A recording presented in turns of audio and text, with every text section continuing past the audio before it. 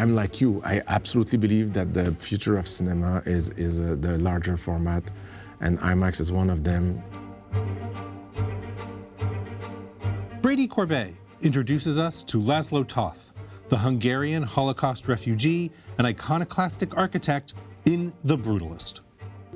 Is it a test? No, it is not. Edward Berger adapts Robert Harris's thrilling novel about papal succession, complete with a shocking revelation, in Conclave. I shall pretend this conversation never took place. Coralie Fargeat wrote and directed the pitch-black satirical story of a woman trying to meet impossible beauty standards by participating in a back-alley rejuvenation treatment, The Substance. You wouldn't exist without me. James Mangold envisions the mythological arrival and ascension of a young Bob Dylan in 1960s New York City in A Complete Unknown. I walked and I crawled on 6 crooked highways. Denis Villeneuve continues his adaptation of the beloved Frank Herbert science fiction series, chronicling the complicated evolution of Paul Atreides in Dune Part 2. Your blood comes from dukes and great houses. And Malcolm Washington reimagines the magical realist August Wilson family drama set in 1930s Pittsburgh, The Piano Lesson. No, we could sell that piano. I ain't selling that piano boy with it.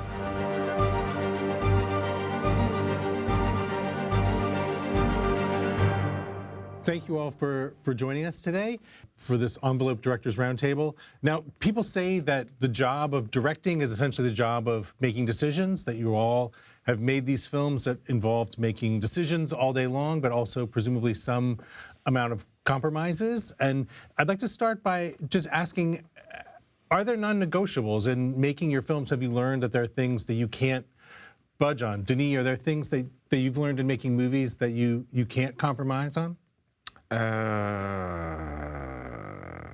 Everything. I mean, there's like I think there's an equilibrium. There's a balance with the limits of the budget that is healthy, but in that space, no compromise. You try to not do it. Yeah. Coralie, how about you? Have you learned that there are things you can't give up on? Yeah, like to me, making a film is doing no compromise, especially when your movie wants to really play with the excess and doing things that are out of, the regular reality. And it's a tough thing to handle. And I agree that budget limits can be very creative when it's healthy, when it's into healthy boundaries. But yet, for me, it's rather keep the vision and keep the faith in what you have thought about, because everybody sometimes want to try and change it and make it different, and I think that's my job to keep it the way I had invented in my head. Well, in case you do waver, and sometimes you start to waver because you think like, the budget and the time, the schedule, we got to get the shot in, and the sun's setting. I know we can't come back tomorrow. We got to get the shot. It's really important that you have someone next to you who's your partner. And in my case, very often it's the camera person. And I sit next to him in that case, and I talk to him and say, what do you think? Do we have it? Should we just call it? He said, like, Edward. And sometimes you just waver, you just waver for a second. I said, Edward, let's just ask ourselves, is it good enough to be on film forever? And then you kind of go, no. We just got to keep going. And then you keep going, and somehow you always get it. And if you don't, you have to come back and do it. I've kind of come to think of this year as like the season of big swings. All of your films and a number of other films this year have just had this sort of sense of scale and ambition to them. Brady, your film, The Brutalist, even takes ambition as one of its themes. What made you want to, in a sense, what gave you the ambition to explore the idea of ambition? Oh my gosh, I don't know where to start. I mean, we wrote the movie 7 years ago, and for me, there is something about the role of an architect and a filmmaker that they're very similar jobs in a way, because, it's not like painting a painting or, you know, like writing and recording a song in a private space. It requires, you know, 250 people or 300 people. It's a lot of personnel and it's a lot of management. And I grew up with my uncle, who is an architect, and he's one of the people that I can call and speak to that has very, very, you know, similar experiences to myself. And my wife, who's also a filmmaker that, you know, wrote the movie with me. Is there a better description of a cube than that of its construction? There was a war on, and yet it is my understanding that many of the sites of my projects had survived. They remain there, still in the city. And Malcolm, for you, you know, taking on an August Wilson adaptation as your first film, what was that like for you? It was obviously it's a big undertaking, but I think having never made a feature film before was really exciting because I was naive in a way. Like it's easier to take on a challenge that you don't know how big it is. And I think even thinking about your first question of like, what do you compromise? These things went together for me where it was like, we're in such search of truth. Like we're just trying to tell the truth. And we're working in this artificial way. We're taking a story that's been written and rewritten and produced and overproduced for 40 years, you know, and trying to find our truth in it, trying to put ourselves in it and put ourselves out there in a way that's honest. Play something for me, Bernice. You always talking about your daddy, but you don't never stop to look at what his foolishness cost your mama. 17 years worth of cold nights and an empty bed for what? For a piano? For a piece of wood? To get even with somebody? And once we kind of bought into that mandate of like, okay, let's tell our personal truth, let's put ourselves into this, it became, you don't stress or trip about how ambitious it is. You're just like, all right, we're just telling the truth every day. It's that simple. And James, for you, Bob Dylan has had a career now that lasts more than 60 years. You chose to just tell this little sliver at the beginning of his career. How was it that you came to focus on just that period of Bob Dylan's career? Well, I think when you're dealing with real life subjects, that's the danger is the other side, which is you kind of can get tempted into making a kind of cradle to grave story of this person as if you're making a kind of documentary, Discovery Channel documentary about their life, and that, you know, we all make fiction films, and that when you're making a nonfiction or based on reality film, in a way, the same rules apply. You're going to have to, most great fictional movies don't start at birth and end with a Nobel Prize. They actually operate within the confines of changes that occur in this person's life. Oh, where have you been, my blue-eyed son? Oh, where have you been, my darling young one? I stumbled on the side of 12 misty mountains. I walked and I crawled on 6 crooked highways. I don't hate it, but the term biopic is kind of, it can lead you astray. You're not making a biopic, in a sense. You got to get that out of your head. You're just making a story based on real events. Denis, did you have, I'm so curious what the challenges were for you in making the second Dune picture. Like, I don't know if you felt a certain commercial pressure, an artistic pressure. What were sort of the specific challenges for you in like mounting Dune Part 2? Let's say that I had made a lot of promises. I said, everybody who went to see the first one, I say, you will see. So I had made a lot of promises that I had to keep up to my promises. I had to make sure that I would land the story. And for that, there were some substantial changes that I needed to do into the structure of the second part of the book itself. I had to be, let's say that, not to go into details, but I had to be more faithful to Frank Herbert's initial desires than to the book. He wanted the book to be a cautionary tale. And when the book came out, he felt disappointed, from my understanding, from the perception of some readers who felt that it was more of a celebration of Paul Atreides. In order to correct that perception, he wrote a second book called Dune Messiah, to make sure that people will understand that it's a cautionary tale, a warning against messianic figures, knowing that I transformed the second half by using a specific character to make sure that we will understand his early desires of Frank Herbert, yes.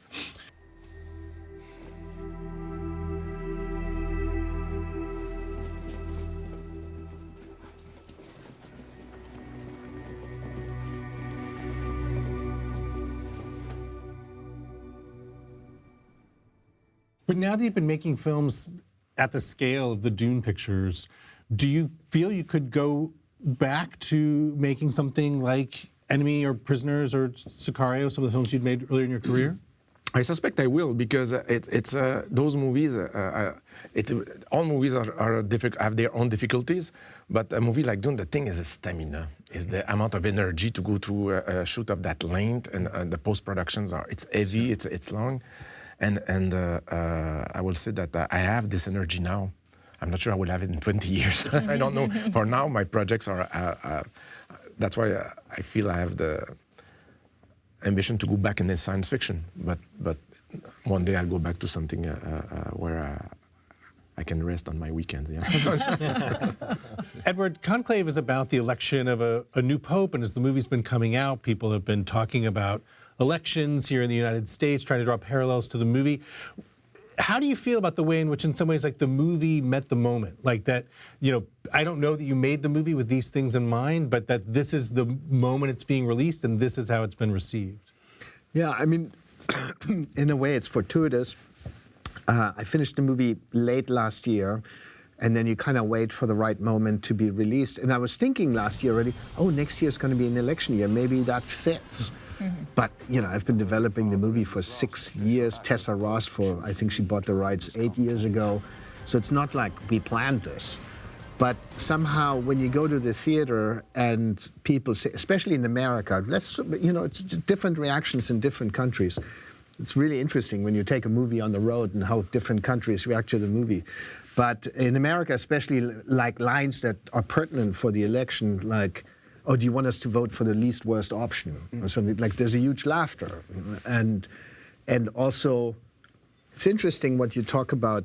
Obviously, this movie takes place in a very male-dominated, that's what the movie's about. It's a male-dominated world, and women, even like Lisa Bella, are sort of, relegated to the 30th back row and being silent and observing. When she does speak, the whole audience really erupts sort of for her because she bursts that that male reign in a way, and everyone cheers for her. So that's a wonderful thing to experience. I'm sure you are, Sister Agnes, but I must see her myself. I hardly think a drop tray should concern the Dean of the College of Cardinals. Even so, The welfare of the sister is my responsibility. And this conclave is mine. Part of the creative act of directing a movie isn't just the kind of Alfred Hitchcock myth of I knew it all in advance and now it's a bore and I just execute it with all these puppets, because even he didn't do that. That was his press. The reality is how we adapt to the that happens, good and bad, which isn't about compromise, but is about being alive. But there's a pleasure there. Yes, that's the most beautiful part of making a movie, I experienced. And that's what you said earlier about you. I mean, you told me, I love the vaping cardinal. Yes. That wasn't my idea. Right. It wasn't the actor's idea. It wasn't in the script. He showed up to set and suddenly sits in the Sistine Chapel and goes, and Rafe goes like, what the hell is he doing? It's the Sistine Chapel. I said, but it's great, and now everyone loves it. And you have to be, and in the moment that the Cardinal's vaping in his movie, Edward has to go through several things. I didn't plan on that. Rafe doesn't like it. Are we keeping it? It's not in the script. All of them are a challenge to your ego, your sense of plan, even your own sense of security about what the days. If I let him do this, it's in the rest of the movie.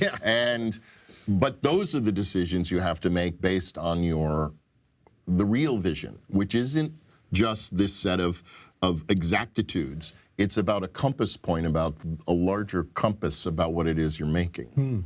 To go back to the notion of doubt you were talking about, me, there's something that changed my life is when I understood that I needed to find an attitude toward doubt that where I will be comfortable not knowing the answer.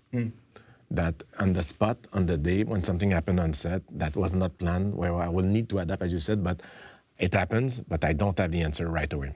I have 400 people looking at me right now. I have the pressure. I need to find the idea, and it's not there. And just to be able to relax in that zone, to not fight against it, to embrace that not knowing, it changed my...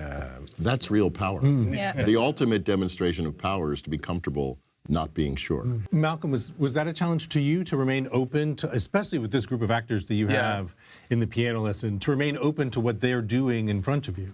First of all, this is like a dream, this discussion, because you're so curious how other people see it and how, everybody here represents a different kind of generation of filmmaking, different experiences. So to have that shared, for me, it's like incredible. And James being the whole guy. I'm the old one. But you're both absolutely right. Like, there was a day in the first week of shooting where I was like, okay, I went home, I was like, I became a filmmaker today. This was the day. Because I was shooting a plan, and still, like, I came in being like, I want to be present, and then you're there and you're kind of like, okay, I just need to push this forward a little bit to get it going. And we come in, and we changed the whole plan that day. We rehearsed, I blocked the whole thing. I'm like, no, let's do this other thing. We do a complicated camera move and blow the shot list up. And I didn't know how to get out of it. I did this one that I was like, I don't know how to break this. I don't know how to get out of it. I don't want to fall into coverage. I'm stuck. Like, what do I do? And I'm obviously a first-time filmmaker. I have Samuel L. Jackson here. I have all these great talents around me, and the cast and the crew. And they're all looking at me like, okay, so we did that, we got it, great, what now? And I sat there and I pushed everybody out. I cleared the set. Me and my DP sat there sweating. And it was that space that you were talking about. And I felt myself like grow in that moment. It was like that exact moment. I'm like, this is a moment of growth. And I was like sweating. And we boxed ourselves out of a corner. I actually went to something I did in film school. I stole a shot I did in film school to get myself out of it, and was like present in that space and like, what story am I trying to tell right now? And this is the way that I articulate it with the camera. This is how I articulate it with the tools of filmmaking. And it was finding peace and protection in that space of the unknown, and like knowing that the answer that comes out from my own intuition is the actual movie that I should be making, and everything else that I was doing before that is not the movie. You're fast, man, because it took me years to do that. Yeah, I'm still not there. But it's also, you never really, when you make those decisions, that's what I mean with doubt also. Because there's no recipe for making a movie, in the end, you hope that it's good. You never know until it comes out into the theaters, or you guys review it, or it's in a festival and people applaud in the end. Every decision you make, it's kind of you're 51% sure. Coralie, in moving from your first film, Revenge, to the substance feels so specific, so sure of itself. Were there specific lessons or things that you brought from making Revenge forward to making the substance? Yeah, for me, Revenge was definitely the step that I needed to first really find myself as a filmmaker in what I really love to do and the specific way that I love to do it, which is, I think, really express myself through visual, sound, not a lot of dialogues, but also some kind of excess and craziness into crafting the scenes, which for me comes from the very writing. I know that when I write, I really try to fancy what I'm going to love filming, and in the amount of let go that I'm gonna want to create, and to be able to, I think, create kind of crazy things. It needs a lot of control, especially when you want to have the audience enter a crazy journey. It's a lot of specific steps that you have to have them cross to be able to not like, oh, what the f is it? Like, you still need them to follow a story and to be able to enter the world that you're crafting for them. And if everything is not at the right amount, I think the whole castle, doesn't work. You are the Matrix. Everything comes from you. and everything is you. This is simply a better version of yourself. Coralie, you've said you wanted to make an unsubtle film because the world is not subtle in the way it treats women. How did you want the substance to explore that idea? No, it's true. I think, I really discovered that I was a feminist when I did Revenge. Revenge was a kind of unconscious gesture when I wrote what I needed to express. I think in the way you can be seen when you're a woman and when you please or don't please or do what's expected from you, and you're seen in a way, and if you don't do what's expected from you, then people can, rip you off and make you disappear. But it was really when the movie was released and it was happening just after the Weinstein moment story happened. So it was kind of an unexpected meeting between reality and my film. And the critics and everyone else spoke about feminist film, and I wasn't aware of it. But then, of course, it's stuff that I have within me since I think I'm a kid, and that I could then put words, and I became aware that, yes, I expressed myself in this way, and it was meaning something. And then I started to read more and be more aware in a rational way of, the way to see the world and to look at a system and to try and to be able to spot the inequalities. And once your eyes are open, unfortunately, you see that it's everywhere. People are just people, and I have to give people what they want. That's what keeps the shareholders happy. And people always ask for something new. Renewal, it's inevitable. And then it brings the next step, which was doing it in a very conscious way and in a very active way, which was I needed to have a huge scream about what I feel we should really be over with, and that we're absolutely not. So to me, being unsubtle, as you said, was really trying to show the world that what our society is still so much unsubtle about this. And what makes me really mad, I must say, is when I hear, oh, but don't you think it's going too far now? And this, I want to scream even more, just when you... Movie. Exactly, yeah. Brady, very early in The Brutalist, there's an image of the Statue of Liberty that's upside down, and it's actually on the poster for the film, and there's something about it that's incredibly evocative and that people are really just drawn to just this image. What does that mean for you, and have you been surprised that it's become, in some ways, the key image of the film? It's intuitive. It's intuitive, I mean, listen, the film, every film has a poetic logic, and something that I think is really interesting about the collection of movies this year is that the films are incredibly radical. I mean, Coralie's film is so radical. James's film, which I saw yesterday, is an incredibly radical biopic. And that for me is, really exciting that people are, showing up for these films because they're very unconventional, and they're even a film that could easily be quite formulaic is not at all. Mm-hmm. I mean, your film has a very special rhythm. I mean, the recreation of New York City, the depth of the city, it's very rare to see that sort of depth. I mean, the design is really impeccable, and yeah, I mean, listen, I find it easier to talk about everyone else than talk about myself. It's a great shot, and it really gives, somehow your movie has such epic scale. Yeah. And I know you didn't have everything at your disposal. Sure. Yeah? And so, through images like that, you immediately, I have New York in the New York in the back of my mind. I know it's there. I don't need to see it. It is no coincidence that fate brought us together on the eve of my mother's death. I'm good at reading the signs. I watched your film yesterday, and it ended I went to the projection, so I was like, can you just run that first 5 minutes back again, just the overture? Because you contextualize your story in a way that helps us receive the rest of it. You put it in this context that's like, okay, we're gonna tell this intimate story about this guy and his family, but it's this much larger thing.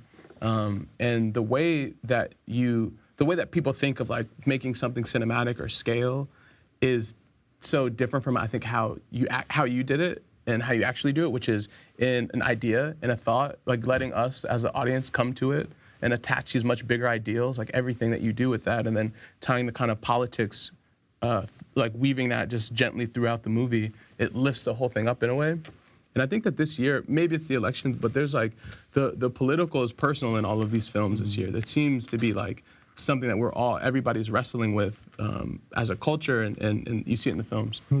Look, I mean, I think it's easier to imagine life after death than it is to imagine life after capitalism. I mean, if you look under the hood of the car, even in democratic socialist countries like where my wife is from in Norway, you know, it's a social experiment that's really working, but that's because since the late 1970s, oil is their main export, and so it's very much at the expense of the rest of the world. And so, you know, I think that I'm constantly searching for another solution. And all of my films are about this, but you know, so far I don't think we've found one, and I find that really, really unsettling. But this image of the statue, because I agree, it's a fascinating opening first sequence, but it was planned, like, to have it upside down. Did you plan it from the script, or how did it, you know, You know, when I went out to shoot the Statue of Liberty, you know, it just looked best upside down. I mean, and it's really the truth, you know. It's like that extraordinary shot in The Shining where we're looking up at Jack Nicholson banging on the door, and it's such an unusual and kind of graphic angle. And of course, I mean, the first 10 minutes, it was very, very important for me to relay, you know, for the audience, that this was, you know, not a conventional American myth story. Now, James, there were recently some photos from the set of a Bruce Springsteen biopic that's being shot of Springsteen on set with the actor Jeremy Allen White, who's playing him in the movie. I'm going to assume that did not happen. That did not with happen. Timothée Chalamet and Bob Dylan and Making a Complete Unknown? That did not happen. No, I think Bob has been incredibly helpful. To me, he was really helpful in getting it launched, but also having the right, keeping, for me, a kind of, I couldn't operate with the subject, the actual real life person hanging out on set every day. That would be really challenging. To me, it's a kind of, it's a burden for the job, because what I'm actually doing is what Brady just, you're making fable, you're making fiction from reality, which is what we all do. Hey, hey, what do you got 3? I wrote you a song about a funny old world that's a coming along. When I met Dylan as I was writing on the movie, I mean, ostensibly at first it was because I was going into stuff that his team had not wanted me, had said was not supposed to be part of the deal. And I was like, we can't fucking make a movie without touching this stuff. And COVID hit, and Bob had a tour council, and I think, I can only presume he asked his team, let me read the script you're all, you know, nervous about. And he liked it. And that what then proceeded were a series of meetings with him in which I can only imagine it might be what's happening with Bruce, but that you're talking about an artist who also makes fable out of his life to another artist who's making a fable out of the fables he's told about his life. So that if everyone's in the same place, you actually can really find a lot of unity of vision, because it's what he understands what I'm doing. And that is not to say you're doing something untrue, but that we're always making story. There is no way you can do a pageant with actors pretending they're people, and somehow, at what point is it truth? If Bob didn't really pick up that guitar at that moment in that apartment, then I'm breaking that truth. If he didn't play that song at that club, but we are, then I'm breaking that truth. And I'm like, for those people, go read a book, man. Like that's not what these movies are about. They're about taking the ideas of these lives, the energies of these lives, the feelings of these times, and presenting that to the audience, and the feelings of these artists. And if you want something else, I mean, the wonderful thing, though, that you realize once you end up doing, talking to the real people, is that half the books you read are full of shit, too. So you realize that the histories that everyone's basing their rejection of what you're doing on is also sometimes, no, sorry, I got it right. When I made Walk the Line years ago, Johnny and June had done all these kind of books about their lives where they denied ever touching each other before they were married. Well, it was a total lie. And when I came to write the script, at first they were maintaining this, and I was like, I can't make a movie about you two falling in love where we don't admit that you two got it on before you got married. And we both know you did. And they had to have a kind of conclave of their own to decide to come out with the truth about, which contradicted what was in the autobiographies, about their lives, which were, of course, conducted through the prism of PR and presentation of kind of Christian values and God-fearing behavior and not being adulterous, et cetera, et cetera. But the fact is that so sometimes the act of making a fable is actually forcing the untruths of the history into truth. And so it's a really messy, interesting area. Denis, you also been working with Timothée Chalamet, who stars in James's movie as well. What makes him special as an actor? Because audiences really respond to him. It seems like filmmakers really respond to him. What makes Timothée special as a performer? I would say his intelligence. There's something, and Timothée is a very thoughtful artist, and he has a deep understanding of a character's arc and where to adjust himself according to the arc. Yeah, I would say that. Wouldn't you say he also, I mean, I've heard him talk about you, and I think this is true for him, that he has a deep connection to his director. He wants to stay connected. There's actors who arrive on a movie and see the director as a potential obstacle. And there's actors, and they can deliver great performances, and it might just be the way they need to feel to get what they have out. But there are also actors who really want to work with you. And I found Timmy, and I think, did you find he's checking in with you all the time about what you need and and how he can serve it. And that's really special. When we worked together at first on the first Dune, he was very vulnerable. He was young, was not used to a set of that size, and he had to also, I was feeling that as an actor, to act, he was very strong, but to protect his creative bubble, his focus on set, and I was still trying to, I felt that he was still consolidating his identity in some ways, like that he was trying to figure out, okay, what kind of guy am I? When he's beside Javier Bardem or Oscar Isaac or Josh Brolin, he was like trying to figure out that. It was beautiful, and I felt very protective. I felt I had to take, let's say, and it was beautiful to see him growing up between both movies. That was a privilege. I had never had that before in my life, the privilege to see someone growing up, and that in a way it was embracing the character's arc. Full arc that becomes from someone who is having the burden of not having any power and following being a victim of the events, and then finally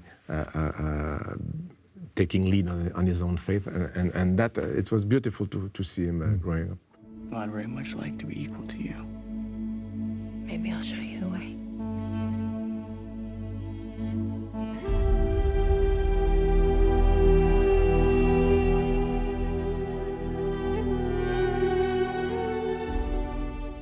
Malcolm, your film stars your brother, John David Washington. The rest of your family has all been involved in the production. For a story that grapples with family and legacy and heritage, what did it mean to you to have your own family so involved in telling that story? It was everything. This is a film that's made by and for a community. We're speaking to a culture. We're representing that. This is like I come from a proud culture, a culture that reveres its heroes, that holds them up and says their name, you know. So August Wilson is one of the loudest voices and biggest names in our culture. So it was important to do that justice and to bring people along with you that will care for and take deep consideration of the material that we're working in the context of legacy and lineage that we're working in. You know, this is a project and a canon that touches, you know, the late great James Earl Jones, from Alfred Woodard. These are some of our biggest, most important artists in our culture. You know, we're tapped into that. So we wanted to create a culture, an environment on set that was understanding of the weight of that knew what we were working within. And my family was a part of that, but so was Samuel L. Jackson, so was Danielle Deadwyler, Corey Hawkins, all these, Michael Potts, you know, all these incredible actors that have given so much of their lives to this thing that now there's more opportunities for, but there's a collection of artists that were working in the 70s and 80s that didn't get the opportunities that are available now for a generation like me and the people we made this with. To get to see this story on this scale, on this level, to these audiences. So we carry that with pride, you know, we carry that we're gonna get to put that out in the world. And we respect that. Sutter was looking for that piano. That's what Sutter was looking for. He had to die to find out where that piano was at. If I was you, I'd get rid of it. That's the way to get rid of Sutter's ghost. Get rid of that piano. I want you and Lyman to take all of this confusion out of my house. Tell her, Doka, what kind of sense that make? I told you, Lyman. Soon as Budney see me, she was gonna start something. And Edward, for you, your film has, you know, some big stars in it. Obviously, Ralph Fiennes, John Lithgow, Stanley Tucci, Isabella Rossellini. But the casting, even down to all the Cardinals, as I mentioned, I love the actor that plays the Italian Cardinal Tedesco. Berger, yeah. What is it? Is it a challenge to be sure that, like, you've cast the film sort of like all the way down that sheet? Like, how do you be sure that you've filled all those roles with, like, the most exciting performers? Well, the problem is you can't cast them, right? Because they're going to be, you have to offer them the part. I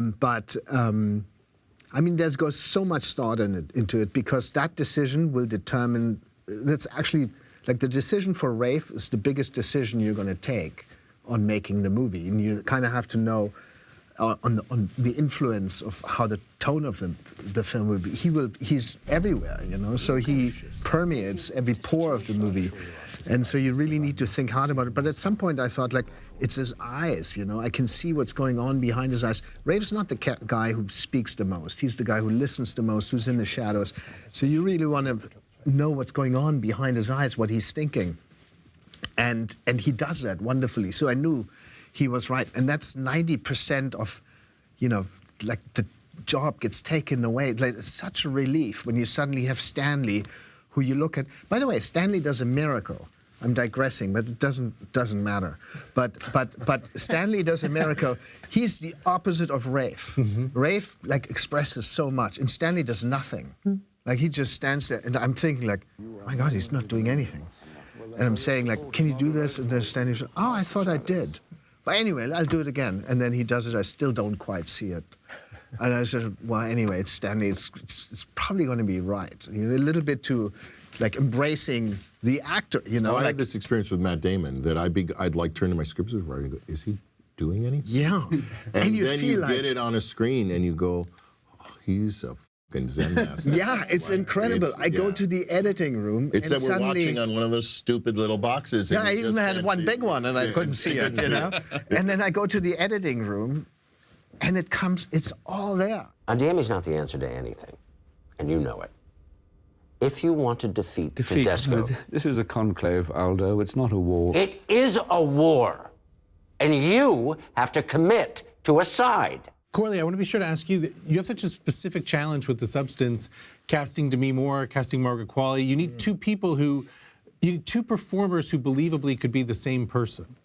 Yeah, to me, I think the most important was, of course, that there is some kind of resemblance, you know, in their appearance. But more important, I think it was the shared energy, like, you know, that both of them have. And I think what's really similar between Demi and Margaret is that they both have this very instinctive, raw energy they also very well know how to work with their bodies, you know, in a very different way. Margot was a ballet dancer, and she created this whole body performance by totally transforming her body for the film. Can I have my dressing gown? Sorry, it's in your dressing room. Well, then go and get it. In a very different way for Demi, which I think is a more vulnerable, you know, confrontation with her body, and which goes into even more personal spaces, because I think she lived in a way or another everything that's in the script. I think when we first met, the only thing we almost didn't need to discuss was what the movie was about, because it was so clear that in a way or another we had lived the same story. We didn't have the same life, but we, I think, had the same issues. But what we needed to discuss a lot was the intensity of the film, how far it was going to go.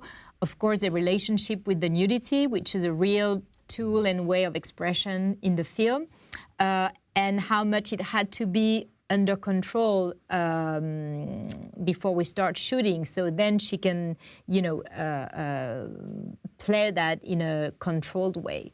And I think I didn't want them too much to meet beforehand in prep, to kind of preserve the fact that when Sue is born, it's a new discovery of yourself. And I truly believe that we are body and soul, and so if we live in a different body, we might be the same person. Our experience with life is going to be totally different. We're going to see the world with different eyes. We're going to have a relationship with the outside world in a totally different way. That's why they are one, but they also experience the world in such a different way that it brings to separate them more and more. I thought that casting was so brilliant, and the way that you dealt with them, it's a very different movie, but it reminded me so much of Moonlight, and the dialogue between like interior and exterior. And in Moonlight, you know, you have Little and Black and Chiron, and between Black and Chiron, there's this huge physical transformation, but they're spiritually connected, and that connection between the interior and the exterior, and how that's expressed in our bodies, and something you can control, you know. So I thought that the way that you were having that conversation, both are brilliant actors, of course. But the way that you kind of led that conversation and dialogue was brilliant. Thank you. Brady, you know, a lot has been made of just the length of The Brutalist, but I want to ask you specifically about the decision to include an intermission, like how you came to decide where to place it. And there's something so fascinating to me just about the fact that the intermission is part of the film. I mean, everyone seems to get a kick out of the countdown clock. Like, where did the idea for that come from? It was scripted, and you know, once again, it's intuition. I got to about page 70, and I thought it's maybe time for an intermission. I also, you know, the thing is that like a film with an intermission is, for a sales company, it's like proposing a film in black and white. You know, like your estimates go down, and so I thought, well, you know, if it's a rolling intermission, and no one is obliged to, you know, come and turn the lights on. I mean, doesn't seem like that big of a deal to me personally, but if that's an issue, then they can just keep it rolling, and people know how much time they have to leave.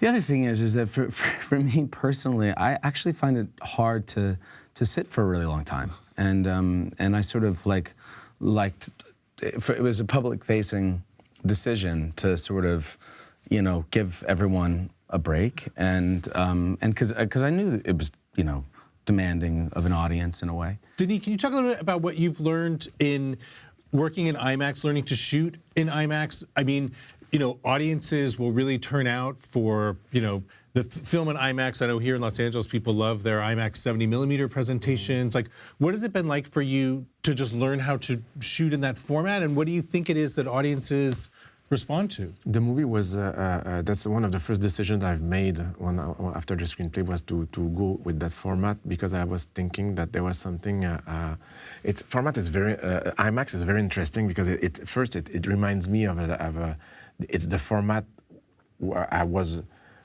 raised with when we were talking about home movies, like a Super 8 kind of And there's something about I wanted to make a movie with to increase the intimacy, to make sure that the book is an exploration of an intimate relationship with a big background, but I wanted to keep that focus. And when I did my first movie that was in IMAX was Blade Runner 2049, where I shot the movie mostly in thinking about the 240, but Roger and I were always protecting the 190 for what will become. And I did it in 240, and I did all the process, and then at the end I went to IMAX for the Blade Runner, and then I was shocked. I was shocked by, I was thought that IMAX will bring some kind of oomph and some kind of immersive feeling, but it was about the intimacy with the character. I felt that there was something about feeling, not having boundaries of the frame, not feeling the frame around my eyes, that phase, that it felt like one of the closest thing to a human relationship with and the intimacy. It increased intimacy. That was, and then when I did Dune, that's why I said to myself, okay, let's shoot this in IMAX. And for me, it demands a lot of discipline on set, because this time I was like more composing for 143, and it means that and it drives me crazy. When I started making movies, at the end of the process, as a film director, you have to approve one print, a 35mm print, and you go to see the copy zero, the final. And okay, this is the movie. Now for a movie like Dune, I have to approve 16 formats, and more. And I'm so it's like I'm very sympathetic. No, but it drives it.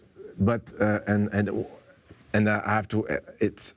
I'm fighting against this idea that I love IMAX is my favorite format, but then it means that I have also to compose for 190 and for 240, and then and to embrace all those different technologies when you make a movie that will be released in all the world. Each country has its own identity, and it really drives me crazy. I'm thinking becoming more totalitarian and just go back this to. Is the you all, but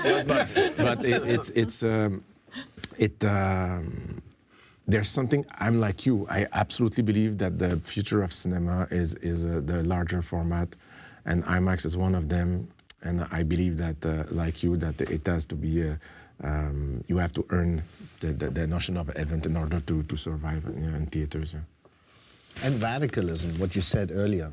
I don't know, and I think I would look at to sort of bringing, I mean, you did it in Logan also, but also your Dune movies and also Blade Runner, they're incredibly radical. They're a true visionary. You see it, and you go, okay, there's someone who tells me how the world works, and I can let myself fall into this world and get lost in it. I think audiences want that. They don't want, they want that singular experience that they know they can only get from you. And I think that's wonderful. Well, now this has been such an inspiring conversation. And before we go, Malcolm, I just want to ask you, especially someone that's, kind of still fairly new in your career, still starting out, what keeps you inspired? I mean, there's so much to be discouraged about right now with the future of movies, the business of movies. For you, what keeps you sort of inspired just about movie making? I can't speak to the business so much of it because I'm navigating that for the first time. But just as a fan of art, of the kind of contemporary films that are coming out right now, like you were speaking to earlier, everybody taking these really big swings and looking internally and pouring out these gigantic ideas. It's like such a cool year for movies this year. So I think what inspires me is just that, is like, how do we keep kind of excavating our own stories and excavating our own identities and portraying that in a new and exciting way? Like, everybody's trying to do something interesting again. It feels like film feels alive again in a way that's really exciting to me. And Brady, what about you? I mean, you've always been so open about what a struggle it is to get your movies made. What keeps you inspired to be making movies? I don't know. I don't know. I really don't know. It's a compulsion. I mean, it really is something I do compulsively. I'd love to do something else, but it's you know, as soon as I have like finished the ascent, then you know, like the peak is the plateau. So then I feel like I have to start again, and also there's always something left to improve with every film. You know, it's like a high school yearbook. Like you look back on decisions you made a decade ago or 15 years ago and go, oh, you know, I was a little chubby then, or I had bad skin, but you forgive. As you get older, you forgive yourself. You know, it's a snapshot, a moment, a time and place of what was on your mind. And like, you know, making a movie it's a marriage. It's not a one-night stand. It is. It's a tattoo on your face for the rest of your life. It's a tattoo on your face. That's absolutely right. That is absolutely right. Some of us have had to learn that the hard way. Well, thank you all for being here today. This has been a wonderful conversation. Thank you. Thanks to all of you. This was, you know, an honor, a real honor. Great.